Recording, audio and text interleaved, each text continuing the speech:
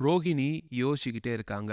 என்ன எவ்வளோ கேவலமா அந்த பொம்பள வந்து அசிங்கப்படுத்திருச்சு அப்படின்னு சொல்லி விஜயா மேல செம்ம காண்டுல இருக்காங்க. இதுக்கு நான் அவள பழி வாங்கியே தீருவேன் அப்படின்ற மாதிரி இருக்காங்க. அதுக்கு பிறகு மனோஜுக்கு வந்து ஃபோன் பண்றாங்க. ஃபோன் பண்ண மனோஜ் வந்து ஃபோன வந்து கட் பண்றாரு. 2, 3 வாட்டி ஃபோன் பண்ணி பார்த்துட்டு மெசேஜ் பண்றாங்க. "நீ வந்து ஃபோன ஆன்சர் பண்ணல அப்படின்னா, நான் வந்து ஷோரூமுக்கு வந்துருவேன்" அப்படின்ற மாரி சொல்றாங்க. அப்ப உடனே வந்து மனோஜ் வந்து திருப்பி ஃபோன் பண்றாரு. "ஏன் ரோஹிணி மறுபடியும் ஃபோன் பண்ணிட்டு இருக்க? அம்மா நிக்கிறாங்க" அப்படின்ற மாதிரி சொல்றாரு. "சரி ஆன்டி போனோனே எனக்கு ஒரு ஃபோன் பண்ணு" அப்படின்ற மாரி சொல்றாங்க. சரி அப்படின்ற மாதிரி மனோஜ் வந்து ஃபோன கட் பண்றாரு. கட் பண்ண விஜயா வராங்க. "என்ன தனியா வந்து ஃபோன் பேசிட்டு இருக்க?" அப்படின்ற மாரி கேட்குறாங்க. அப்ப வந்து மனோஜ் வந்து சொல்றாரு, "இல்லம்மா ஒரு முக்கியமான கால் அதான்" அப்படின்ற மாரி சொல்றாரு. அப்ப வந்து விஜயா வந்து கேட்குறாங்க, "சரி பிசினஸ்லாம் எப்படி போகுது?" அப்படின்ற மாரி கேட்குறாங்க. அப்ப வந்து மனோஜ் சொல்றாரு, "ஓரளவு நல்லா போகுதும்மா" அப்படின்ற மாரி சொல்றாரு. அப்ப உடனே வந்து விஜயா வந்து சொல்றாங்க, "சரி 10,00,000 ஒண்ணு கட்டணும் அப்படின்னா, வீட்டுக்குள்ள இப்போதைக்கு போலாம் போல இருக்கு. ஸ்டே ஆர்டர் வாங்கிடலாம்" அப்படின்ற மாரி முத்து சொன்னா, "உன்கிட்ட ₹10,00,000 இருக்கா?" அப்படின்ற மாரி கேட்குறாங்க. "என்கிட்ட எதும்மா அவ்வளோ பணம்?" அப்படின்ற மாரி மனோஜ் வந்து கேட்குறாரு. அப்ப "இல்லையே நீ வந்து இருக்கு அப்படின்னு சொன்னியே அன்னைக்கு என்கிட்ட. 38,00,000 தான் இல்ல 10,00,000 இருக்குன்னு சொன்னியே. மறந்துட்டியா?" அப்படின்ற மாரி கேட்குறாங்க.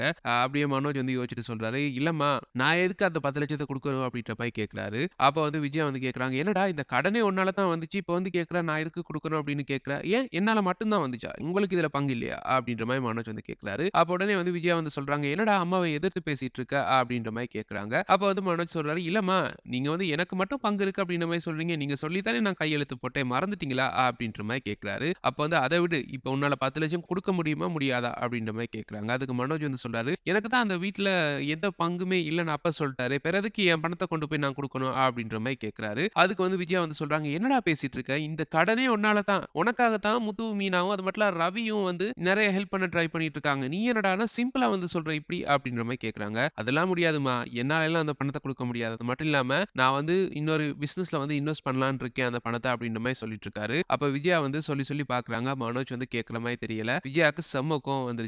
"நீ ஒரு மாதிரியா தான் சுத்திட்டு இருக்க. அந்த பார்லர்காரி மறுபடியும் வந்து உன்ன வந்து பிரெயின் வாஷ் பண்ணிட்டு போயிருக்கா போல இருக்கு" அப்படின்ற மாரி திட்டிட்டு அங்கருந்து கெளம்பி போறாங்க. அவங்க போய் அடுத்த செகண்ட் வந்து மனோஜ் வந்து ஃபோன் பண்றாரு ரோஹிணிக்கு. அப்ப ரோஹிணி வந்து கேட்குறாங்க, "என்ன மனோஜ் இவ்வளோ நேரம் ஃபோன் எடுக்க?" அப்படின்ற மாரி கேட்குறாங்க. "இல்ல அம்மா வந்திருந்தாங்க. அதுதான்" அப்படின்ற மாதிரி மனோஜ் வந்து சொல்றாரு. "சரி இப்ப வீட்டு பிரச்சனை என்னமாயி போயிட்டுருக்கு?" அப்படின்ற மாரி ரோஹிணி வந்து கேட்குறாங்க. அப்ப மனோஜ் வந்து நடந்தத வந்து சொல்றாரு. அப்ப ரோஹிணி வந்து சொல்றாங்க, "சரி 10,00,000 தான் இருக்கே குடுத்துட்டு வீட்டுக்கு போலாம் தானே! ஏன் அத குடுக்க மாட்டேங்கிற?" அப்படின்ற மாரி கேட்குறாங்க. 10,00,000 இருந்துச்சு. ஆனா அதுக்கு பிறகு அத வந்து ஒரு பிசினஸ்ல இன்வெஸ்ட் பண்ணேன். ஃபுல்லா லாஸ் ஆயிருச்சு. அத அம்மாகிட்ட சொன்னேன் அப்படின்னா, அம்மா கிளி கிளின்னு கிழிப்பாங்க. என்ன கொன்னே போட்டுருவாங்க. அதனால தான் நான் வந்து அத தரமாட்டேன் அப்படின்னு சொல்லி அந்த கதையவே மாத்தி விட்டுட்டேன். இப்ப அம்மா கெளம்பிட்டாங்க அப்படின்ற மாரி சொல்றாரு. அப்ப உடனே வந்து ரோஹிணி வந்து யோசிக்கிறாங்க. யோசிச்சு பார்க்குறாங்க. எப்படியாவது யார் கையில கால்ல விழுந்தாலும் அந்த 10,00,000 வாங்கிட்டு வந்துட்டோம் அப்படின்னா, அத இவன்கிட்ட குடுத்தோம் அப்படின்னா, கண்டிப்பா வந்து இவன்கிட்ட நல்ல பேர் எடுக்கலாம். அது மட்டும் இல்லாம இத வச்சு அந்த பொம்பளைய அதாவது விஜயா வந்து பழி வாங்கலாம் அப்படின்னு யோசிக்கிறாங்க. அப்போ வந்து ரோஹிணி வந்து சொல்றாங்க, "மனோஜ் நான் வந்து எப்படியாவது 10,00,000 ரெடி பண்றேன். ரெடி பண்ணி கொண்டு வந்து குடுக்குறேன். ஆனா நீ ஆன்டிக்கு தெரியாம வந்து நம்ம டிவோர்ஸ் கேஸ வந்து நீ வந்து வாபஸ் வாங்கணும். வாங்குவியா? மாட்டியா?" அப்படின்ற மாரி கேட்குறாங்க.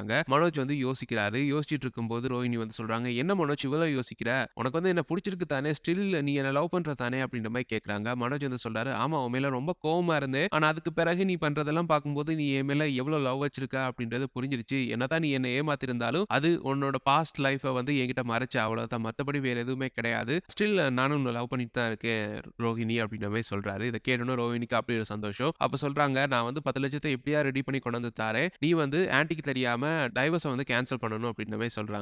"கண்டிப்பா ரோஹிணி நான் பண்றேன்.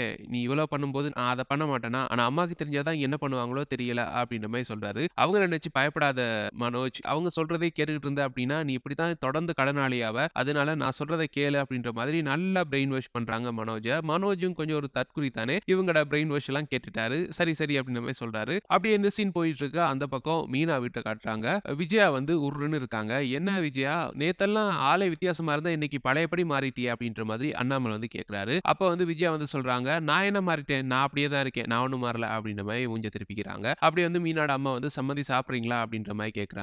"ஆமா, சாப்பாட போட்டுட்டு வெளியில போய் என்ன பத்தி கேவலமா பேசிட்டு இருங்க" அப்படின்ற மாரி கத்துறாங்க விஜயா. அப்ப வந்து, "என்ன உன்ன சாப்பிடுறியான்னு தானே கேட்டாங்க. எதுக்கு இப்ப கத்திட்டு இருக்க? நேத்து நல்லா தானே இருந்த. என்னாச்சு உனக்கு?" அப்படின்ற மாரி கேட்கிறாரு அண்ணாமலை. அப்ப விஜய் அப்படியே அமைதியா இருக்காங்க. அப்ப உடனே வந்து மீனாவோட அம்மா வந்து சொல்றாங்க, "சம்மந்தி உங்களுக்கு பிடிக்கும்னு மட்டன் சமைச்சிருக்கேன் சம்மந்தி. வாங்க சாப்பிடலாம்" அப்படின்ற மாரி கேட்குறாங்க.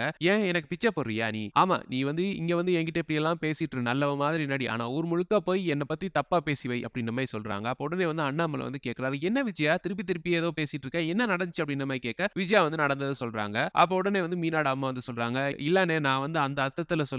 நான் வந்து இவங்க வந்து கொஞ்சம் டெரரானவங்க அப்படின்ற மாரி மீனா வந்து பாவம் இவங்க கொஞ்சம் டெரரா இருக்காங்க அப்படின்னு தான் சொன்னேனே ஒழிய, மத்தபடி எதுவுமே சொல்லல நான். ஆனா வந்தவங்க ஏன் அப்படி பேசுனாங்கன்னு தெரியல. அதுக்கு பிறகு நான் அவங்கள போய் நல்லா திட்டிட்டும் வந்துட்டேன். ஏன் இப்படி பண்ணீங்க அப்படின்னு திட்டிட்டும் வந்துட்டேன்." அப்படின்ற மாரி சொல்றாங்க. அப்ப வந்து அண்ணாமலை வந்து சொல்றாரு, "எனக்கு தெரியும். நீ வந்து அப்படியெல்லாம் பேசிட்டு இருக்க மாட்டேன்னு எனக்கு தெரியும். வந்தவங்க ஏதோ அவங்க வாய்க்கு வந்தத பேசிட்டு போயிட்டாங்க. அதுக்கு இவங்க மேல கோவப்பட்டு என்ன பண்ண போற?" அப்படின்ற மாரி விஜயா பார்த்து கேட்கறாங்க. அப்படியே வந்து விஜயா சொல்றாங்க, "ஆமா என்ன பத்தி தப்பா பேசுறவங்க எல்லாத்துக்கும் சப்போர்ட் பண்ணுவீங்களே நீங்க?" அப்படின்ற மாரி சொல்றாங்க. உடனே வந்து அண்ணாமலை வந்து சொல்றாரு, "உன்ன பத்தி தப்பாலாம் பேசல. உன்ன பத்தி உண்மைய தான் சொல்லியிருக்காங்க. அவங்களும் உண்மைய தான் சொல்லியிருக்காங்க. நீ உண்மையாவே கொடுமைக்கார மாமியார் தானே. நீ யோசிச்சு பாரு மீனாக்கு எவ்வளவு கொடுமை பண்ணியிருக்கன்னு யோசிச்சு பாரேன்." அப்படின்ற மாரி கேட்கிறாரு. விஜயா வந்து அப்படியே மூஞ்சி அந்த பக்கம் திருப்பிக்கிறாங்க. அப்ப உடனே வந்து முத்து அங்க வராரு. முத்து ஒரே டென்ஷனா இருக்காரு. "என்ன முத்து என்னாச்சு?" அப்படின்ற மாரி கேட்க, முத்து வந்து அந்த 10,00,000 விஷயத்த வந்து சொல்றாரு. அப்போ வந்து அண்ணாமலை வந்து சொல்றாரு, "சரிடா எப்படியாவது ட்ரை பண்ணி கட்டிருவோம்." அப்படின்ற மாரி சொல்றாரு. "இல்லப்பா அம்மா வந்து 2 நாள் டைம் குடுத்துருக்காங்க. அதுக்கு முதல்ல கட்டணுமா?" "யார் இவன் டைம் குடுக்குறதுக்கு? இவன் என்ன டைம் குடுக்குறா?" அப்படின்ற மாதிரி அண்ணாமலை வந்து கேட்கிறாரு. "இல்ல 2 நாள் டைமுக்குள்ள கட்டிறணுமா? இங்க இருக்க விருப்பம் இல்லையா? அவங்க வந்து அவங்க வீட்டுக்கு தான் போகணுமா? 2 நாள்ல நான் வந்து அத கட்டல அப்படின்னா, இவங்க வந்து வீட்ட விட்டு கிளம்பிருவேன்." அப்படின்ற மாரி சொல்லியிருக்காங்க. "கிளம்பட்டும் அவ இருந்து என்னத்த பண்ண போறா?" அப்படின்ற மாரி ஒரு மாரி எளக்காரமா வந்து விஜயா வந்து பார்க்குறாரு. என்ன அவங்க 3வது சம்பந்தி வீட்டுக்கு போறாளாமா? "போட்டும், போட்டும்." அப்படின்ற மாரி அண்ணாமலை வந்து சொல்றாரு. விஜயா அப்படியே ஒரு மாதிரியா தலைய குனிறாங்க. அப்ப வந்து அண்ணாமலை வந்து சொல்றாரு, "சரிடா இப்ப என்ன பண்ண போற?" அப்படின்னு கேட்க, "இல்லப்பா 2 நாளைக்குள்ள முடியல அப்படின்னா, என்கிட்ட இருக்க வண்டி எல்லாத்தையும் விக்கலாம் அப்படின்னு இருக்கேன்." அப்படின்ற மாரி சொல்றாரு. "என்னடா அத வச்சு தான் பொழப்பே ஓடுது. அத விக்க போறியா? இவ தான் சொல்றா பைத்தியக்காரி அப்படின்னா, அத கேட்டு நீ பண்ணிட்டு இருக்க போறியா? கிளம்பு. இதெல்லாம் யோசிக்காத. நீ போய் வேற ஏதாவது வழியில அரேஞ்ச் பண்ண முடியுமான்னு பாரு. நானும் பார்க்குறேன். இவ பேச்செல்லாம் கேட்டுட்டு இருக்காத." அப்படின்ற மாரி சொல்றாரு அண்ணாமலை. அப்ப உடனே வந்து விஜயா கிட்ட வந்து அண்ணாமலை வந்து சொல்றாரு, "விஜயா உன்கிட்ட சொல்ட்டேன். இந்த கடனுக்கு காரணம் நீயும் உன் புள்ள மனோஜும். அவன்கிட்ட போய் இந்த மாதிரி நீ கேட்டிருந்தீன்னா, அது நியாயம். இவனுக்கும் அதுக்கும் சம்மந்தமே கிடையாது. நான் கவலைப்படக்கூடாது, நான் கஷ்டப்படக்கூடாது அப்படின்றதுக்காக தான் அவனும், மீனாவும் அவ்வளோ உழைச்சிட்டு இருக்காங்க. ரவி கூட பாரு, அன்னைக்கு வந்து அந்த 10,00,000 வாங்கிட்டு நான் அங்கேயே இருக்கவான்னு கூட வந்து கேட்டான். அந்த அளவுக்கு அவனும் வந்து எனக்காக செய்றான். உன் செல்ல புள்ள மனோஜ் என்ன பண்ணான்? கடன வாங்கி என்ன வந்து நடுத்தெருக்கு கொண்டாந்து விட்டுருக்கான். அவ்வளோதான் பண்ணான்." அப்படின்ற மாரி திட்டு திட்டுன்னு திட்டுறாரு விஜயா. விஜயா அப்படியே தல குனிறாங்க. அப்ப உடனே வந்து முத்துக்கு ஒரு செம்ம கோவம் வருது மனோஜ் மேல. உடனே ரவிக்கு வந்து ஃபோன் பண்றாரு. ரவிட்ட நடந்த விஷயத்த சொல்ல, ரவி சொல்றாரு, "அப்ப என்ன முத்து பண்ண? நான் வந்து ஸ்ருதியோட அப்பா சொன்ன மாதிரி அந்த 10,00,000 வாங்கி இங்கேயே இருந்துறவா?" அப்படின்ற மாரி கேட்கிறாரு. "அதெல்லாம் யோசிக்காத. நம்ம வந்து முடிஞ்ச அளவு பணத்த புரட்டலாம். இப்ப மனோஜுக்கும் இதுல பங்கு இருக்கு. போய் அவன்கிட்ட கேட்போம்." அப்படின்ற மாரி கேட்கிறாரு. "சரி வா அவன்கிட்டயே போவோம்." அப்படின்ற மாரி மனோஜ் கிட்ட வந்து போறாங்க. அப்ப போயிட்டு மனோஜ் கிட்ட வந்து முத்து வந்து சொல்றாரு, "இவன்கிட்ட நீயே பேசு. நான் பேசினேன்னா கோவம் தான் வரும். ரவி நீயே பேசு." அப்படின்ற மாரி சொல்றாரு. அப்ப உடனே வந்து ரவி வந்து சொல்றாரு, "மனோஜ் இப்ப பாரு, இப்ப வந்து 10,00,000 கட்டுனோம் அப்படின்னா, வீடு வந்து நம்ம கைக்கு மறுபடி வந்துரும். அதாவது அதுக்கு பிறகு தவணை வாங்கி மிச்ச பணத்த கட்டிக்கலாம். இப்ப நீ தான் இந்த கடனுக்கு வந்து முழு பொறுப்பு ஏற்கணும். ஆனா முத்துவும், மீனாண்ணியும் ஏத்துருக்காங்க. அவங்களால முடிஞ்ச அளவு ட்ரை பண்ணிட்டு தான் இருக்காங்க. இப்போ உடனே வந்து 10,00,000 குடுத்தா தான் வீடு வந்து கைக்கு வரும் அப்படின்ற மாரி சொல்லியிருக்காங்க. அதனால அந்த பணத்த இவங்க ட்ரை பண்ணி அரேஞ்ச் பண்ணிட்டு இருக்காங்க. நானும் என்னால முடிஞ்ச அளவு பண்ணிட்டு இருக்கேன். இப்ப உன் பங்குக்கும் நீ ஏதாவது குடுக்கத்தானே வேணும். நீ எவ்வளோ வச்சிருக்க சொல்லு?" அப்படின்ற மாரி கேட்கறாங்க.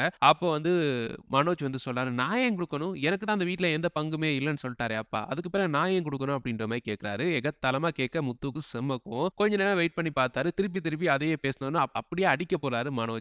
அப்ப உடனே வந்து ரவி வந்து தடுக்கிறாரு. "டேய் டேய் டேய் அவசரப்படாத. இது வந்து ஷோரூம் அவசரப்படாத." அப்படின்ற மாரி தடுக்கிறாரு. "என்ன இவன் எகுர்றான்?" அப்படின்ற மாதிரி மனோஜ் வந்து கேட்கிறாரு. "பின்ன நீ பண்றது மட்டும் சரியா?" அப்படின்ற மாரி ரவி வந்து கேட்கிறாரு. அப்ப வந்து முத்து சொல்றாரு, "இங்க பாரு இந்த கடனே உன்னால தான். அப்பாக்காக தான் பார்த்துட்டு இருக்கேன்.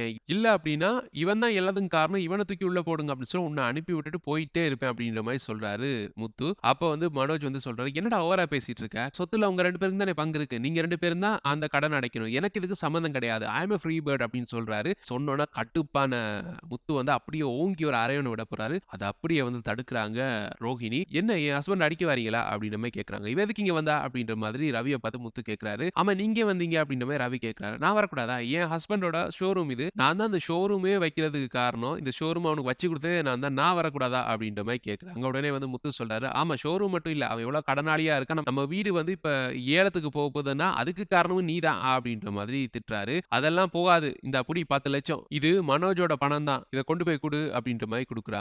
அப்ப ஷாக்கிங்கா வந்து முத்து பார்க்குறாரு. "என்னடா பணத்த வச்சுக்கிட்டா இல்லன்னு சொன்ன?" அப்படின்ற மாரி கேட்கறாரு. அப்ப மனோஜுக்கும் ஒண்ணும் புரியல. அப்ப ரோஹிணிய பார்க்குறாரு. ரோஹிணி வந்து, "இது நான் கொண்டு வந்தது தான்." அப்படின்ற மாரி தலையாட்டுறாங்க. அப்ப மனோஜ் வந்து சிரிக்கிறாரு. "கொண்டு போ, கொண்டு போ. இது நான் உங்களுக்கு போட்ட பிச்சையா இருக்கட்டும். கொண்டு போ." அப்படின்ற மாரி சொல்றாரு. ரவி வந்து சொல்றாரு, "இவன் உன்ன ட்ரிகர் பண்றான். நீ அதெல்லாம் யோசிக்காத முத்து. இவன் கடன் தானே. அந்த பணத்த கொண்டு போய் குடுப்போம். இப்போதைக்கு வீட்ட திருப்பி எடுப்போம். அதுக்கு பிறகு மிச்சத்த பார்த்துக்கலாம்." அப்படின்ற மாரி சொல்றாரு. சரி அப்படின்ற மாதிரி அந்த பணத்த வந்து எடுத்துட்டு போறாங்க. எடுத்துட்டு போற நேரம் ரோகிணி வந்து மனோஜ் கிட்ட வந்து சொல்றாங்க, "என்ன மனோஜ் நான் சொன்னது ஞாபகம் இருக்கு தானே அப்படின்ற மாரி சொல்றாங்க. கண்டிப்பா ரோஹிணி நீ இவ்வளோ ஹெல்ப் பண்ணியிருக்க. ஜெயில்ல இருந்த என்ன வெளிய கொண்டு வந்தது நீ தான். இப்ப இவங்க கிட்ட இருந்து என்ன காப்பாத்துனது நீ தான். கண்டிப்பா நீ சொல்றத பண்ணுவே ரோஹிணி அப்படின்ற மாதிரி ரோஹிணிக்கு வந்து வாக்குறுதி குடுக்குறாரு மனோஜ். அப்படியே இந்த எபிசோட வந்து முடிக்கிறாங்க. இப்படித்தான் நாளைக்கு அது மட்டும் இல்லாம அடுத்த வீக் எபிசோட்ஸ் நடக்கும் அப்படின்னு சொல்லி நாங்க ப்ரெடிக்ட் பண்ணியிருக்கோம். எங்களுடைய இந்த ப்ரெடிக்ஷன்ஸ் எப்படி இருக்குன்னு சொல்லுடைய கருத்துக்கள கீழ கமெண்ட்ஸ் வாயிலாக தெரிவிச்சுக்கங்க. மேலும் ப்ரெடிக்ஷன்ஸ பெற்றுக்கொள்ள எங்க சேனல மறக்காம சப்ஸ்கிரைப் பண்ணி இணைந்திருங்க. Thank you.